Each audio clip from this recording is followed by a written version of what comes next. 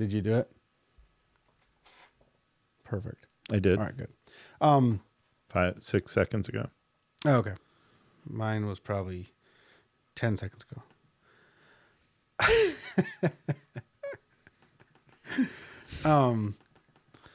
But he was saying, I think I can use this for an interface.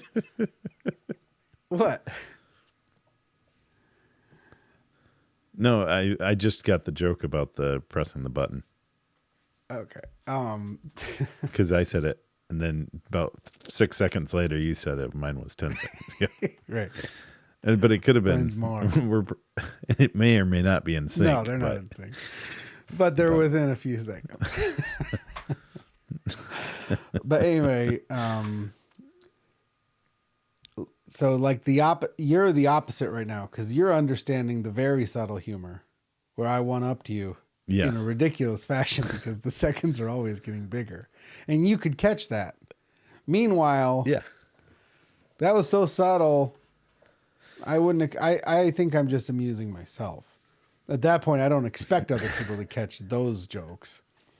Meanwhile, you do an obvious thing like show up with a spotlight on your face and you're like, I got a new light. And I'm like, dude, that's way too bright. As if you don't know how it's coming across on your own video. I'm like super concerned. I don't want to hurt your feelings, Steve, but that's not a flattering light, man.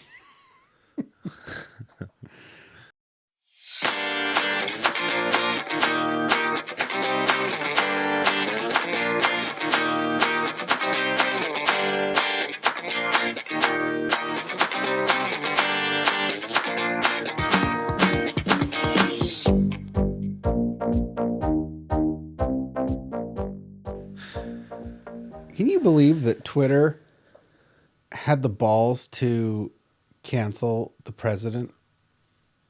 Okay. Is it a full-on cancel? Like the president can no longer tweet? Yeah. Really? Yeah. Indefinitely, they ban him from Twitter. You know what's funny? It's almost as if Twitter doesn't realize that 75 million people may or may not like that. That's why I said it's a gamble. But you notice Twitter hasn't gone down. And so the reality is Twitter did a huge gamble. Like they did something that could just wreck their company. And they're going to see if they have that much power or not.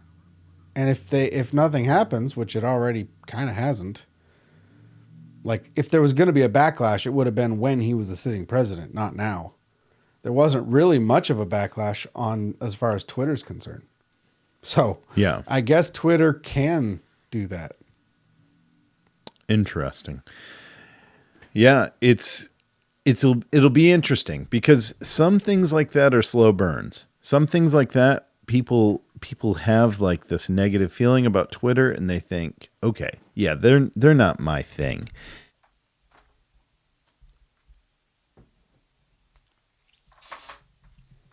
Rid of this. I'm going to go to the, and then it just takes time.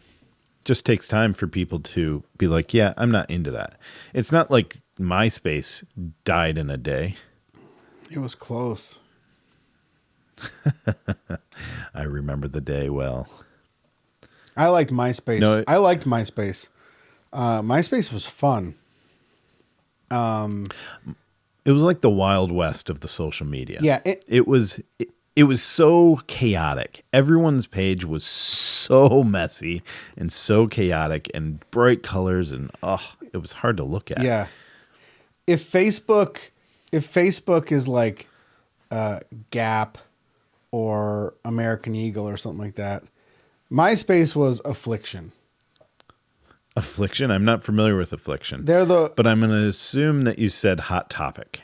Okay, Hot Topic. Yeah, Affliction is those guys, muscle guys with the T-shirts that have got like wings on them and like all kinds of splattery chandelier pants. Okay. Yeah. I told you that I hated that line in that movie. I know. Sometimes the truth hurts. Yeah, because I have chandelier pants and I like them. And I'm like, Yeah, don't call them, and don't make fun of them. As soon as you make fun of, as soon as uh, Ryan Reynolds made fun of the kind of jeans that have got like metal studs and stuff like that in the pockets. bedazzled. Yeah, Yeah, or whatever the bedazzled thing is. pockets. Yep. I mean, Yeah, that ruined it, huh? I had like 4 or 5 pairs of jeans I had to get rid of. The sexiest man in the world just made fun of your jeans, Dave. Yeah, and it was a funny joke. And if I think it's funny, then I think it's true. And so in one moment, he changed my opinion about my own thing. And I felt like, Yeah, but I would argue that it was probably for the best. I still felt like somebody took something away from me. Yeah, 6 pairs of jeans. And I also felt good when I wore those jeans. And now I wear these frumpy old man jeans. Well, you know, What's if the cool jeans jeans fit. anymore? I mean, like jeans are jeans. What there used to be cool jeans and there used to be regular jeans. Yeah, I think it's safe to say that you're not supposed to measure a man by their jeans. So I don't think it- I don't measure men by their jeans, dude. I measure myself by my jeans. so what exactly are you then? Okay, I'm a guy, but you know, when you say you don't measure a man, it's like I'm looking at other men and measuring them based on their outfits. Yeah, but That's not fair. I still want to look good. My brother-in-law- I'm still, you know, you're married. You forgot. I've totally But I'm still Look out at there like fishing with like, you know, hardly any bait. artificial worms. Huh? Artificial worms. Yeah. Oh man, I have a brother-in-law, Samuel, that he's a cool character. He's the kind that just says nothing until he does, and then what he said is so profound, and it could be funny, it could be kind of like a Ryan Reynolds line, it could be anything. But I have another brother who's wearing brother-in-law who's wearing chandelier pants, and Samuel says to the other brother, he says, "Hey, did you borrow your girlfriend's pants?" And that was the first time I saw that going. So, yep, I appreciated that. Yeah. I was very fortunate to be married during that world of chandelier pants and what affliction shirts. Affliction was just a brand that made those really splashy, outrageous UFC fighter type t-shirts. Yeah. With like big like angels and the screen printing. I'd like to see the screen printing machine that can print like across the entire shirt. That must be a pretty cool machine. I don't know. I never made them. I just wear 'em. I just paid too much money to wear it. But look, man, you try and look good because you're trying to attract something. Okay? Yes. You're not alone. So you've already got somebody that is constantly with you. And so you're not in it's been a long time since you've been in the game where you've been in a target rich environment because you don't have a target. Oh, I've got a target. Yeah, but it's the same just- target every day. Yes. You already hit the bullseye and you can go home. You're done. You won. A target is like something you're trying to still shoot at or get, right? I see. Yeah. So I was curious. Actually, I was thinking about the differences in the lifestyle between you and I. You being married for what, 13 years?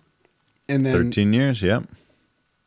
me being married for way less than that. At least half. Yeah. So I was curious. Like I'm on the extreme opposite side of that spectrum because I do everything alone. I've just sort of, because, you know, if you're single for long enough, you get old enough, then you start doing things that normally most people do with at least another person. I just have learned I don't want to miss out, so I just go and do it. I was Yeah. curious. There are different activities that seem to other people, not to me, but people have told me because they see me do it. If there are, I mean, that is strange to them. So I was thinking Uh-huh. about, Yeah. like, what is it that you have done alone?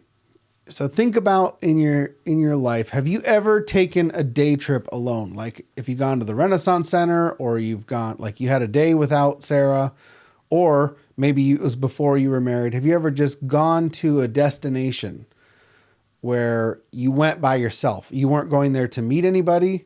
You thought of somewhere to go just for the day, and you went there, spent the time, and then came home, but you did that activity alone.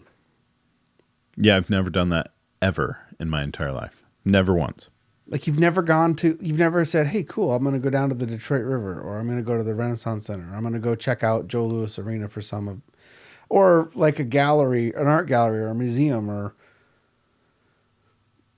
I have never done that in my entire life. Are you serious? This was supposed to I'm be the first 100% level. serious. I mean, I thought you must have for sure done that. I mean, I can think of times where I've gone someplace where I'm just kind of by myself, but I'm Like you also got half the day to kill. I end up with people. I can't think of a time I've ever done that in my entire life. Okay. I surround myself by people. Okay. Have you ever gone to And a movie theater and watched a movie by yourself? I have done that. Yes, I've done it. Okay, so I should have flipped those because I thought we were building. I've heard people say that they okay. would never go to a movie theater and watch a movie alone because it feels wrong or different. Yeah, I've done it and it feels weird. Okay. Have you? When I'm leaving, I feel like I need to sit here so nobody sees me leaving by myself. Oh, As strange as that is, because nobody cares about me. But as people were leaving, I'm definitely not thinking, people at a man, movie this is theater. uncomfortable. Yeah, but I sat there, waited until everyone left, and then I went. And honestly, I went and saw a movie that I didn't want to see, but I had to just go and see what it was all about. And I didn't want to take anyone with me because I didn't want anyone else to go and see the movie. So, Are you yeah. going to tell us what movie it was? Yes, I will. It's the Da Vinci Code. So the Da Vinci Code, when it first came out, I was curious what it was all about, but I didn't want to support it really. So Yeah. in fact, okay. I think if I remember correctly, I actually bought a ticket for another theater, and then I snuck into the Da Vinci Code. It was before you had to like buy your seats. Wow. So is this also indicating that you watched other very, very evil movies like Harry Potter? No, Okay. I have seen one of them. What? I've seen one of them. Yeah, Steve, and not because this is a Christian show, man. You can't say that on the air. All right. So anyhow, take me through Well, this. So yeah, I've been to a movie. right. I've also eaten at a restaurant by myself. That was even more weird than eating or going to the movie. Eating at a restaurant by yourself is I don't know. That's kind of unless okay. There have been times where like I'm going to the restaurant for a purpose, like I'm studying for an exam or something. Totally normal. But back when I was single and I would just go to a restaurant, that really bothered me. Okay. So you've been to I can't see you going to a fancy sit-down restaurant by yourself. Well, it probably wasn't a fancy sit-down restaurant. It was just dinner. Like McDonald's? No, it'd be like going to Applebee's or something. Just, a restaurant. Okay. Have you ever gone to a nice place where you actually would spend more than you normally would on a meal? No. Like, hey, you know By what? myself? What would be the point? You know what? I'm in the mood for something good, and I'm not going to cook it myself, so I'm going to go get a steak. Yeah, that just never happened. Okay. How about camping? You ever gone camping by yourself? No. But I haven't camped all that much. but most of my camping life was either with a big group or with my family. So that would have been, I'm not that into camping that if I needed to go camping, I wouldn't want to go by myself. Yeah, you'd want to take your kids. It'd be weird. Yeah. And then the last one, which is weird for, I think, anybody, would be, have you ever actually gone on a plane and taken a trip, traveled somewhere to a faraway destination? You've never even been on a day trip, so I know you haven't traveled and then been by yourself the whole time. I mean, nobody's going to remember it with you. Well, now you just film it and then post it so the world can see how exciting a life you live. We should change this show into a travel blog. Travel blog. Yep. This is over here and this is over here between these two lines. I'll go to a bunch of different cities and then I'll just crop you into half the screen the whole time. There you go. And I will overanalyze everything. All right. Well, do you want to read the Romans for today? Yes, I do. Romans 11, 1 through 6. God's mercy on Israel. I ask then, has God rejected his own people, the nation of Israel? Of course not. I myself am an Israelite. A descendant of Abraham and a member of the tribe of Benjamin. No, God has not rejected his own people, whom he chooses from the very beginning. Do you realize that what the scriptures say about this? Elijah the prophet complained to God about the people of Israel and said, Lord, have you killed your prophets and tore down your altars? I am the only one left, and now they are trying to kill me too. And do you remember God's reply?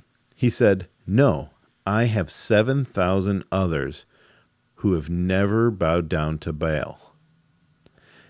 It is the same today, for a few of the people of Israel have remained faithful because of God's grace, his undeserved kindness in choosing them. And since it is through God's kindness, then it is not by their good works, for in that case, God's grace would not be what it really is, free and undeserved. So I think this is really cool. And part of what I took away from this is that the prophet is looking at everybody in his culture and he feels like he's the only one. There's nobody else that's running alongside him. No one else holds the same beliefs and the same commitment that he has. And he's like, I'm it, God, there's no one else. And God's like, dude, there's 7,000 other people that are in this town, in this city. Don't worry. Like you think you're alone. It feels like you're alone, but you're not. And part of the thing that I feel like in my day to day is not that I don't feel alone, because I've got a lot of family and friends and I'm not alone at all. But as far as, I guess, culturally, even when I go to church, it's like the people that I run into, I have a natural assumption that they're kind of different, I guess. And like they're not exactly like me. And I was trying to think, have you ever had any kind of opinion or beliefs where you're the only one that has that and you're stuck defending it? Or you've chosen to defend it? Yeah. I mean, yes, definitely. Definitely. And I mean, it depends on the circle you're in, right? You'll always be able to find some circle that you'll find some people that'll agree with you. But if you're talking on a day-to-day basis, like go to work and everyone at work thinks one way and you feel like, man, it's the total opposite. Yeah, I totally agree with that. Yeah, that happens. Yeah. I was thinking that I know that I know that I am oftentimes in groups where I'm an outlier, but I can't think of any time that I've actually had to stand up for my faith where it's been really exceptionally difficult. I think there's probably been opportunities, and I probably just didn't stand up. I probably just blended in, and I noticed the difference, but then I just kept my mouth shut. Is what I'm imagining. Yeah, and I was trying to come up with a good example that I could share. I was thinking of things and I couldn't figure out one. But I guess what comes to mind is like creation versus evolution. I believe that God did create everything. And I choose to have faith that God created everything the way the Bible states it. Mm-hmm. And and I teach science. So I can see all the arguments for and against. And I choose to believe that God really did create all things. Could I be totally wrong? Yeah, I could be totally wrong. But I choose to believe. And so I feel like that's an area that a lot of people don't agree with. Even Christians, I think a lot of them have given up on that idea. And I think there's a lot of Christians that haven't given up on that idea. But I personally, even to Christians, I feel that I've had to sort of defend my faith in that regard. I just remembered I was homeschooled through high school. And at the time, we weren't really involved in any. I was the first one, and so we didn't have a real strong, structured curriculum that I was in. And so when I had completed my studies with the curriculums and the tests that we did have, in order for me to have some kind of accreditation, or instead of just being like, well, yeah, you dropped out of ninth grade, here, let's give something to have evidence that you've got a high school education at least. I went to Harbor High, which is like the high school where adults go and get their GED, or where kids who get kicked out of public school go because they got expelled, but they can still go there to get their GED or their diploma, whatever. And so exactly. I went in, I was going a few times a week, and on the final part of the final exam, we had to give an essay, and the essay was going to be published in like the school bulletin or whatever. And my essay was one of the least tactful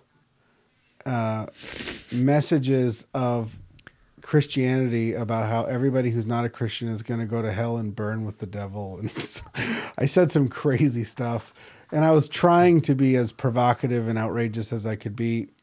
And the teacher pulled me aside and said, Dave, I'm going to give you an A on this for it being what... Because you used periods and commas. Yeah, it was well written. Proper sentence structure. Yeah, but I'm sorry, I cannot publish this. and then I told her that she was here, I have this other one where I'd talk about drowning a cat. Would you publish that one? Yes, we'd be happy to publish that. But I argued with her that she was squashing my free speech and freedom of expression. But you were trying to be provocative. Mm-hmm. And she published it. It got published. It was on the last page. And I remember I was moving somewhere, and I did that when I was 17, and I was moving somewhere in my mid-20s, and I found an old box with some papers, and I found that essay that I wrote. Yeah. Oh, man, it was such a facepalm. I was like, no, she definitely should not have published that. That was not worth the paper it was written on. It was really Oh, over the man. top, and it was sort of, yeah, it was over the top. What? So what was the? You were trying to be provocative, but what was the thing you were trying to provoke? I don't know. In my mind, I was just trying to be like, I was just being bold and unashamed, and I'm going to call it like it is. Okay, gotcha. You know, but All right. it wasn't even my personality. I mean, you Yeah, knew me in high school. I yeah. wasn't some bizarre fire and brimstone, like street Turn or corner burn. guy who yells in a microphone. But that's what Yeah. the essay sounded like. Huh. But technically, that could be one time where where I was the You stood outlier out and I was defending my in a bad opinion. way. Yeah. It was horrible. So I mean, Elijah felt that way, and Paul felt that way, and so all right. For in that case, God's grace will not be what it really is, free and undeserved. So it's saying it wasn't by good works, because if it was that, it's not. God's grace wouldn't be what it really is, free and undeserved. I love that. God's grace, free and undeserved. That's great. Well, I mean, it makes sense because if it cost anything, we couldn't afford it. Yes. Yes. However, you would find that if you asked most people, they would probably think that they had that in their wallet. And they probably feel like that is something that they have, in fact, have afforded. A lot of people think that they're good enough. And it's some combination of Jesus plus, you know, doing stuff. Doing a podcast. Works. Yes. You're not going to make it, Dave. Not even with the podcast. You're going to take that away from me? I am. But yeah, it's a funny thing. Like I talked to someone once and they said, I voted for this person because when I die, I want to have every little thing on this side of the scale, so it throws me over. And they thought that voting for a particular candidate at a particular time was going to be enough to pull that off. And it's like, yeah, not even close. That, if anything, that went into the other category. But Depends on who you voted for. no, it doesn't matter. Not in our lifetime. No, I shouldn't say that. But I'm saying like that's how a lot of people think. They think that this is I did it, you know? If there was a work good enough, or if there's a balance, I'm putting enough stuff on the right side of the balance to get there. But it's not deserved. It's a free gift.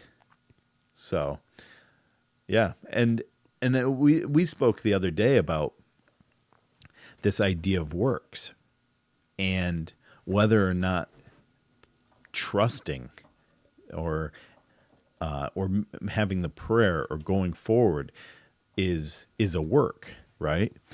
And if it is a work, and I mean it's a verb, so you could say it's a work, but it's not a work that has any merit. You can't say because I prayed, then God saved me.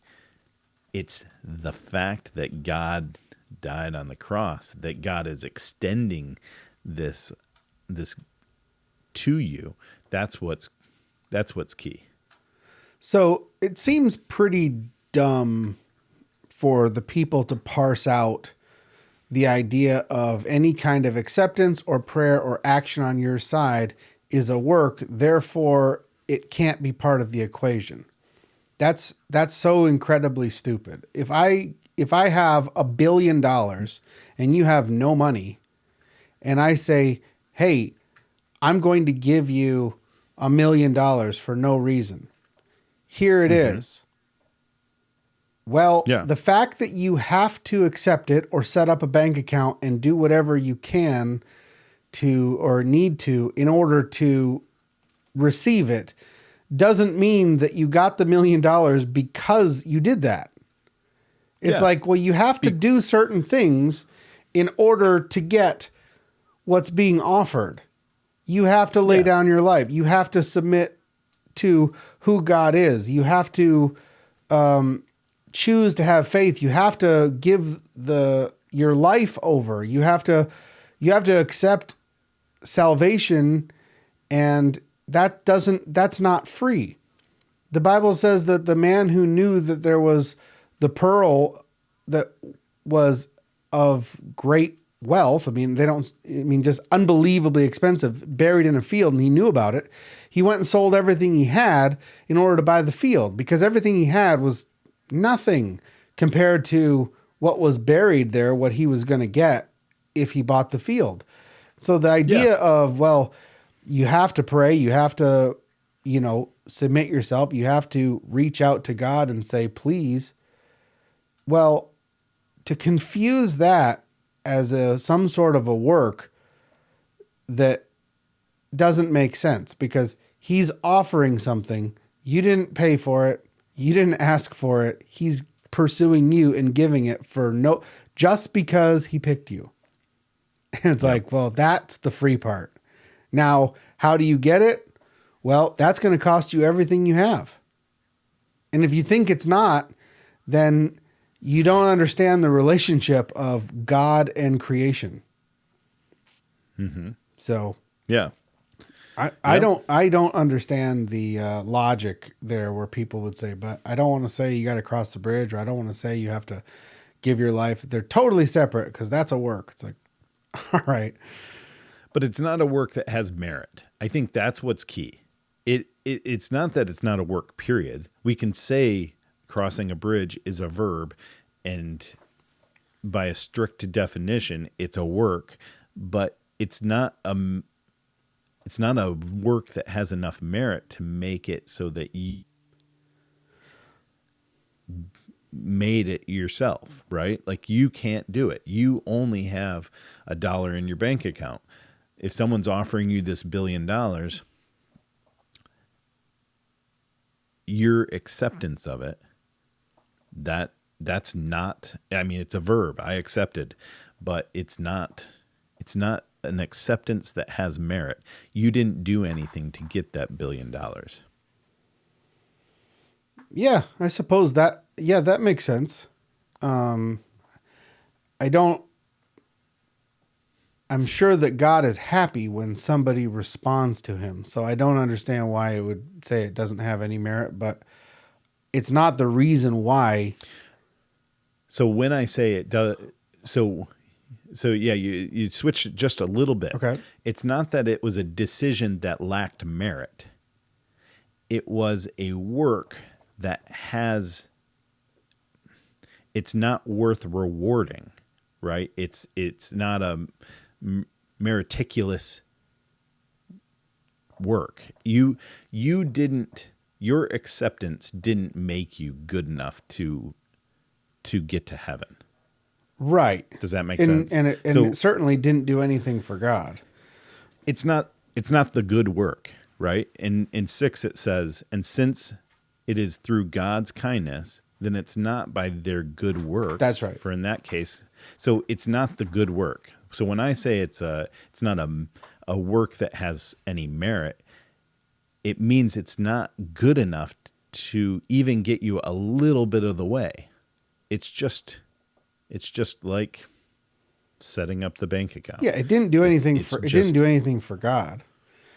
No. Yeah, if I offer you something and then if I offer you a free car and then you go and get it titled in your name and insured, that doesn't benefit me at all. Yeah.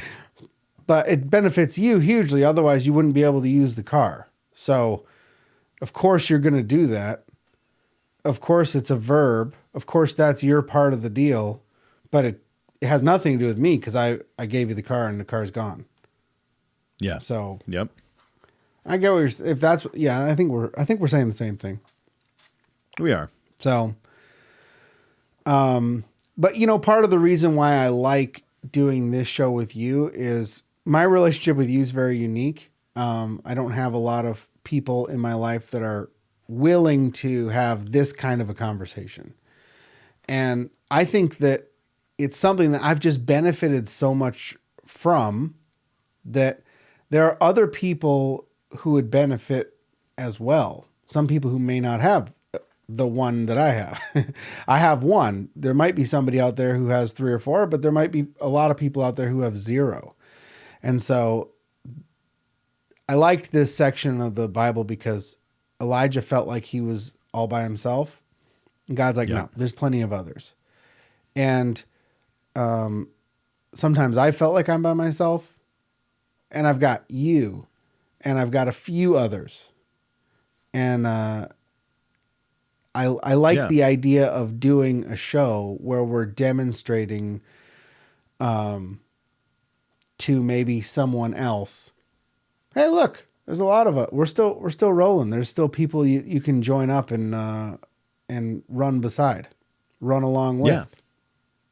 Yep. Yeah, I think that's right on.